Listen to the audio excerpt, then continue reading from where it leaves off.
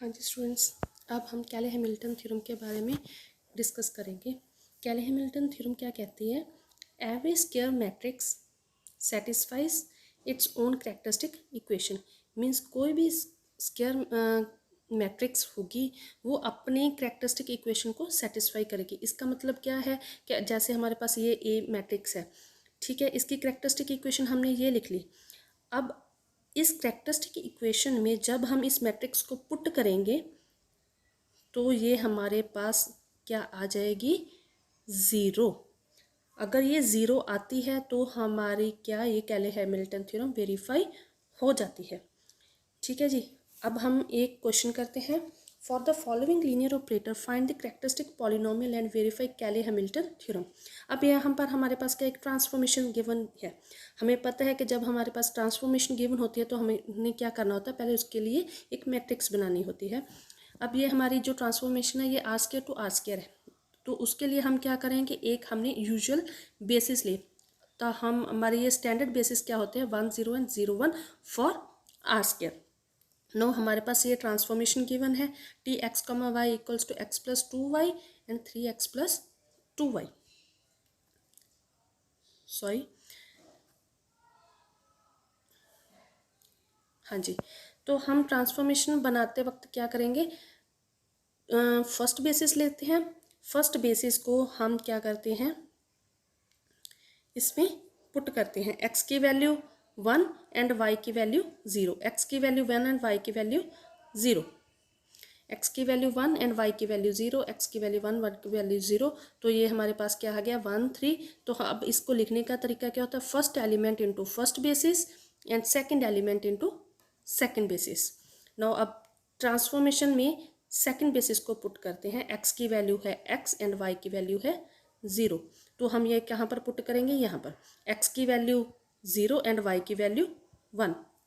x की value 0 and y की value 1 put करके हमने क्या पास क्या आ गया 2 2। अब इसको लिखने का तरीका क्या है, 2 into first basis plus 2 into element of second basis. तो हमारे पास अब ये मैट्रिक्स कैसे बनेंगे, T B equals to A matrix कैसे बनेंगे। हमारे पास ये जो एलिमेंट्स है 1 3 2 2 1 3 2 2, इनकी मैट्रिक्स लिख ली। अब इनका इस मैट्रिक्स का जब हम ट्रांसपोज लेंगे तो हमारे पास ये मैट्रिक्स आ जाएगी। नाउ नेक्स्ट, अब हम इस की कैरेक्टरिस्टिक पॉलिनोमियल हमारे पास क्या बन गई, lambda square minus of trace lambda plus determinant of A equals to determinant of A. इसके पहले स्टूडेंट्स देखना, हम ये कैरेक्टरिस्टिक पॉलिनोमियल ऐसे लिखते थे, ए माइनस लैम्डा इक्वल्स टू 0। ये भी एक तरीका होता है, आपको पता होना चाहिए।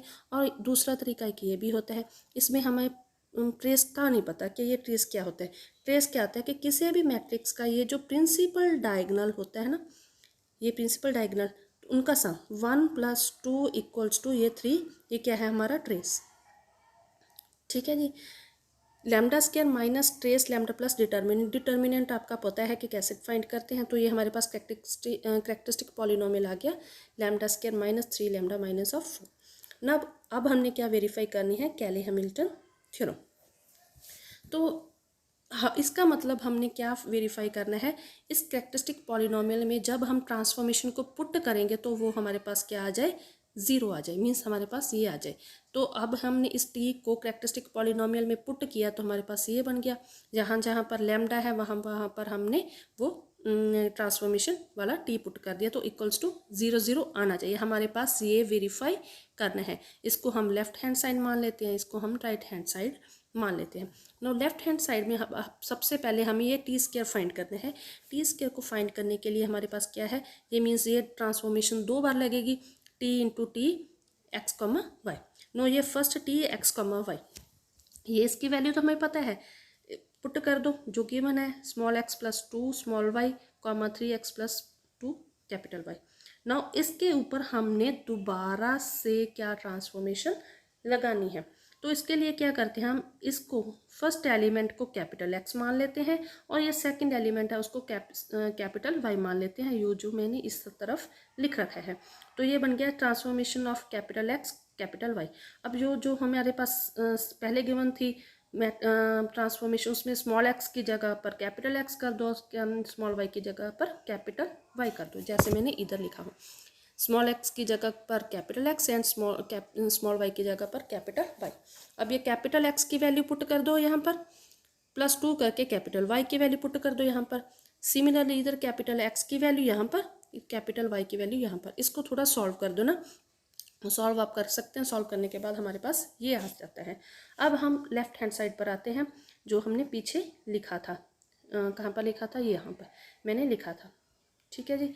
यहाँ पर आते हैं, ये टी स्क्वायर की वैल्यू पुट कर दी, जो मैं यहाँ पर ऑलरेडी फाइंड कर चुकी हूँ, माइनस करके 3t(x, y) की वैल्यू हमें पता है, -4x, y।